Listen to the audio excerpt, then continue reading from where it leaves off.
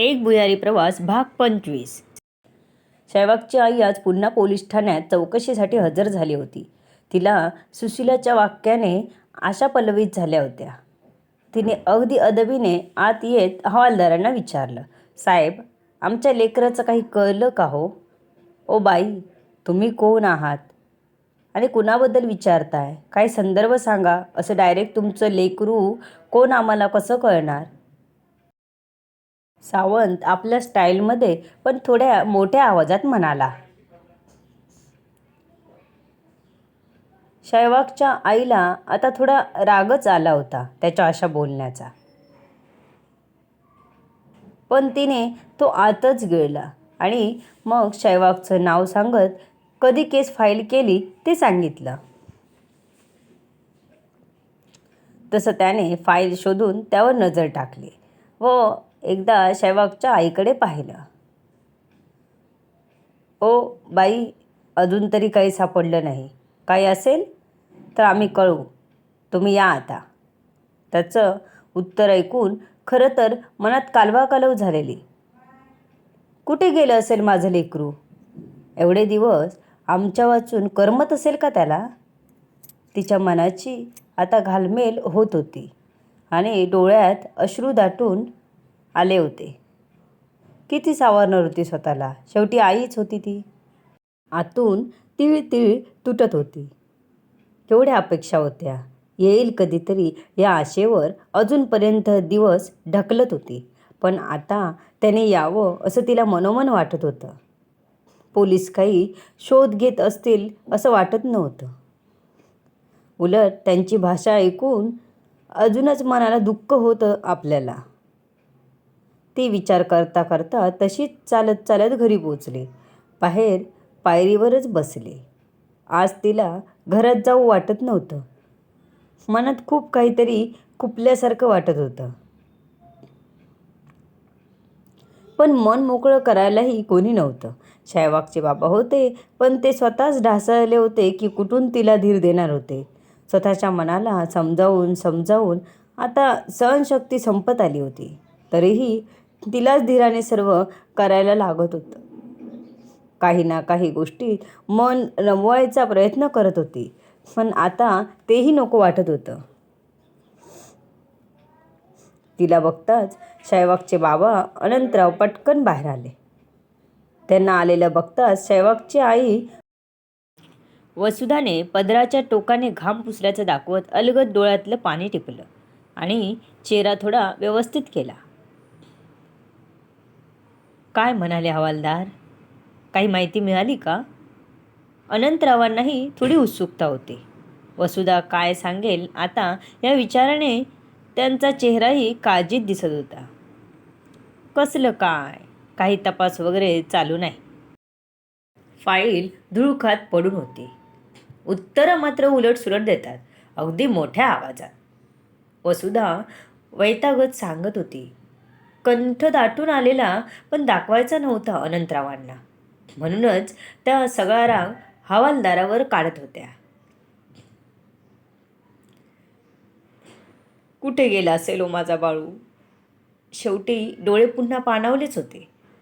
न राहून त्यांनी अनंतरावांना विचारलंच. त्यांनी कधी नव्हे तो आज तिच्या खांद्यावर हात ठेवला होता. त्यांच्याकडेही ह्याचं उत्तर नव्हतं. मग मात्र अश्रूंचा बांध फुटला होता तिच्या. अनंतरावांच्या डोळ्यातही आज पाणी होतं.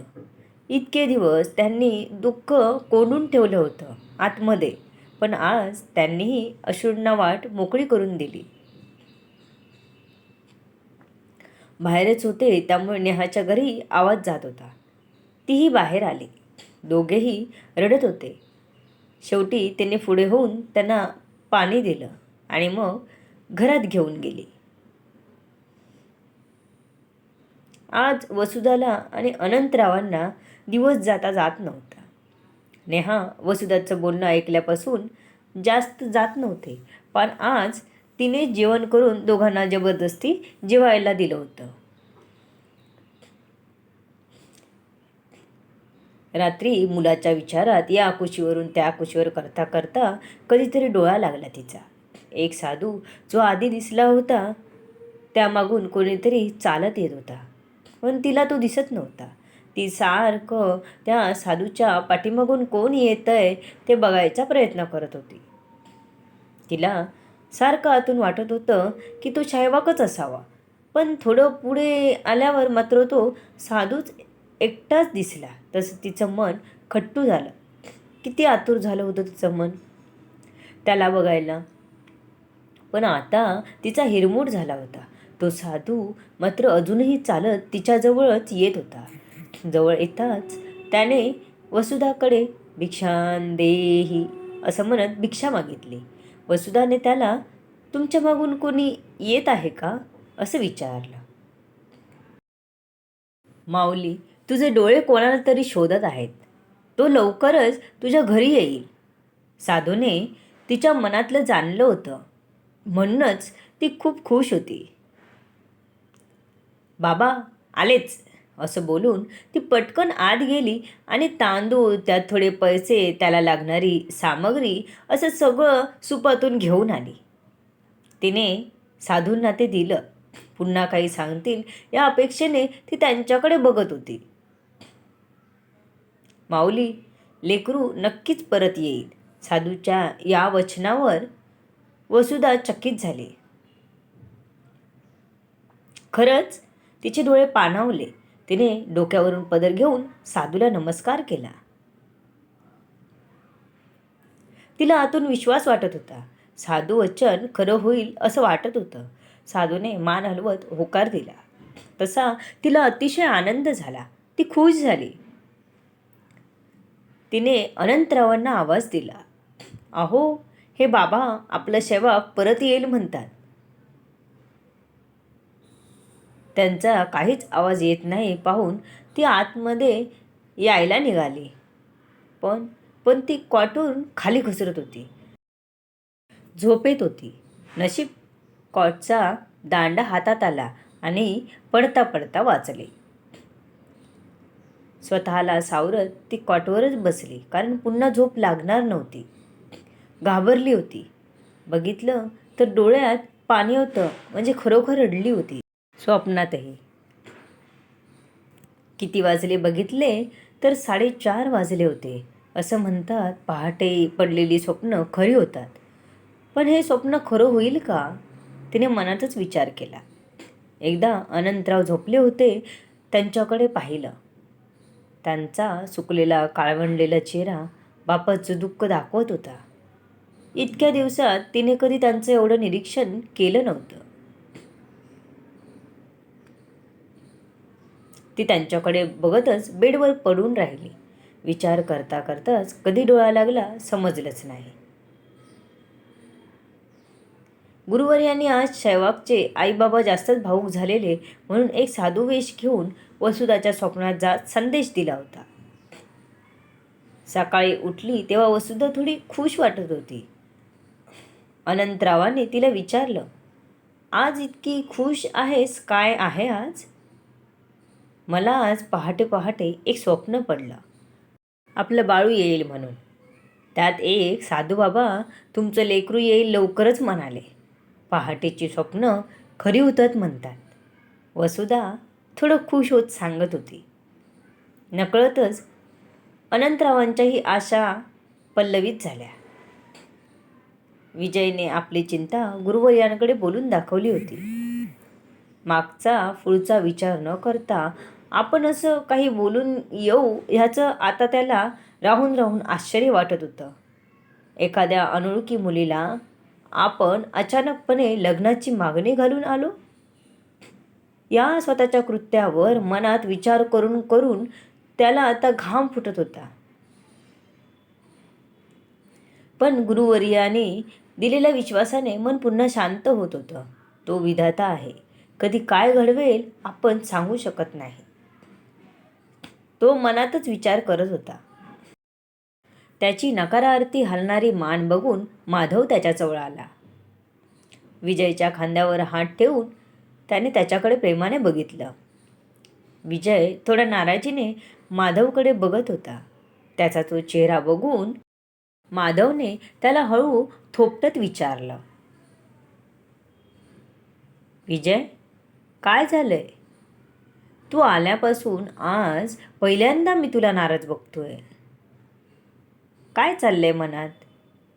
बोलू वाटलं तर बोल. माधव प्रेमाने बोलत होता. माधव काका, तसं काही नाही. असाच बसलोय, नाराज नाही. विजय खोटं हसत बोलला. त्याला असं खोटं बोलायला आवडत नव्हतं, पण त्याला तो करून आलेला होता त्याचा डंका करत फिरायचं नव्हतं. तो असा काही मोठा तीर मारून आला नव्हता की ते सर्वांना सांगावं. त्यालाच कसं तरी वाटत होतं. आतून त्याला खात होतं. मधूनच मनात देवाशी भांडत होता. का का मला असं धर्मसंकटात टाकलं? का माझ्याकडून असं वचन निघून गेलं? एवढं नामस्मरण करत असताना का या मायाजाळात मी फसलो? मला यातून बाहेर काढ. मला काहीच मार्ग सुचत नाही. त्याला पुन्हा विचारात हरवलेलं बघून माधव मनातच हसला आणि निघून गेला. विजय आज कुठेच गेला नव्हता. त्याला झालेल्या साक्षात्काराचा आनंद करावा की स्वतः घालून आलेल्या गोंधळाचं दुःख करावं हे सुचत नव्हतं. एक मन मिळालेल्या वराने आनंदी होतं आणि दुसरं मन सारखं त्याला त्या वचनाची आठवण करून देत होतं. त्याचीच बोललेली वाक्य त्याच्या मनात घोळत होती. सुशीला निघून कुटीत आली. आज तिला थोडं वेगळंच वाटत होतं. आपलं मन राहून राहून शैवाकच्या घरी का धाव घेतं हे तिलाही कळत नव्हतं. ती आली तेव्हा मात्र विश्वाकी ऋषींनी तिला अडवलं. तिला बाहेरच पारावर बसायला सांगितलं. सुशीलाला माहीत होतं की गुरुवर्य सर्व जाणत आहेत. आपण काहीही लपवू शकत नाही. ती शांतपणे गुरुवर्यांसमोर बसली. तिच्या मनाची अस्वस्थता गुरुवर्यांना माहीत होती. सुशीला, बाळा, जे आपल्या आयुष्यात लिहिले आहे ते होणार आहे, पण त्यासाठी आपण आपल्या शक्तीचा आणि आपल्या मिळालेल्या संधीचा कधीच फायदा घेऊ नये. जसं नेमून दिलेलं आहे तेच वागणं आपल्या परिवाराला शोभतं. जेव्हा शैवाक स्वतः तिथे जाऊन सगळं सांगेल आणि मग तुझं लग्न होईल तेव्हा तुझ्यासाठी तिथे जाणं योग्य आहे. सुशीलाला आता स्वतःच्या वागण्याचा पश्चाताप होत होता. ती खजील होऊन गुरुवर्यांकडे पाहत होती. हे बघ, जे झालं ते झालं. पुन्हा तिथे जाऊ नकोस. विश्वाकी ऋषी सुशीलाला बोलले आणि मग कुटीत निघून गेले. सुशीला अजूनही तिथेच बसून होती. तिच्याजवळ लीलावती आली. तिने तिच्या डोक्यावरून प्रेमाने हात फिरवला. तिने लीलावतीकडे पाहिलं. ती डोळ्यांनीच काय झालं विचारत होती. सुशीलाने मानेनेच काही नाही सांगितलं. लीलावतीने तिच्या हलकच पाठीवर थोपटलं आणि मंदिरात गेली. तशी सुशीलाही तिच्या मागोमाग मंदिरात पोचली. शैवाक अजूनही भान हरपून नामस्मरण करत होता. खरंच तो ताण भूक विसरून, देहभान विसरून नामस्मरणात तल्लीन झाला होता. आरतीची वेळ झाली तसे सर्व तयारीला लागले. मंदिरात तर प्रचंड सकारात्मक ऊर्जा निर्माण झाली होती. थोड्याच वेळात सुशीलाला प्रसन्न वाटत होतं. ती शैवाकला बघत होती. त्याच्या चेहऱ्यावर तेज झळकत होते. चेहरा कमालीचा प्रसन्न वाटत होता, एखाद्या योगी पुरुषासारखा. तिची नजर त्याच्यावरच स्थिरावली. आजूबाजूचं तिला भानच राहिलं नव्हतं. तिला शंतनूचा चेहरा त्याच्यात दिसायला लागला. आरती कधी सुरू झाली आणि कधी संपली तिला कळलंच नाही. तिच्यावर लीलावतीचं लक्ष होता.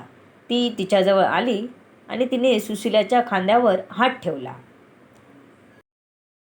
तशी ती दचकली. अगं, कुठे लक्ष आहे तुझं? काय झालंय? तुझं आरती करतानाही लक्ष नव्हतं. आरतीही बोलत नव्हतीस रोजच्यासारखी. काय झालंय सांग मला. सुशीलेला असं एकटक शैवाककडे पाहताना बघून लीलावती थोडी काळजीने बोलत होती. सुशिलालाही काय बोलावं कळत नव्हतं. ती मानेनेच काही नाही म्हणाली. लीलावतीला मात्र तिच्या अशा वागण्याची चिंता वाटत होती. ती उदयकडे गेली. तिने सुशिलाबद्दल सर्व उदयला सांगितलं. तोही चिंतित झाला. दिवसभर जो तो आपापल्या कामात असत. संध्याकाळीच सर्व एकत्र येत असत. तिला असं बघून लीलावती आणि उदय गुरुवर्यांकडे गेले. त्यांना एकच पर्याय होता. काही झालं तरी गुरुवर्य मार्ग दाखवतील हे त्यांना माहीत होतं. गुरुवर्य ग्रंथ वाचत बसले होते. यांना पाहून त्यांनी हातानेच बसायला सांगितलं. ग्रंथाला नमस्कार केला, ग्रंथ बंद केला आणि मग ह्या दोघांना बोलण्याचा हातानेच इशारा केला. गुरुवर्य, ते सुशिलाबद्दल बोलायचं होतं. शेवटी आईची माया अस्वस्थ होत लीलावतीने बोलण्यास सुरुवात केली. ती आज गप्प आहे आणि तिचं कशातच लक्ष नाही. ती आज आरतीही बोलत नव्हती की आज तयारीलाही ती आली नाही. मंदिरात शांत उभं राहून शैवाकाला बघत होती. काय विचारलं तर सांगतही नाही. लीलावतीच्या चेहऱ्यावर चिंता साफ दिसत होती. तिच्या बोलण्यातूनही जाणवत होतं. उदयचा चेहराही थोडा दुःखी होता. दोघांच्या चेहऱ्यावरील चिंता बघून गुरुवर्य हसले. दोघं तिचे आईवडील आहात. काळजी करणं साहजिक आहे. पण तुमचा माझ्यावर विश्वास आहे ना? दोघांनी होकारार्थी मान हलवली.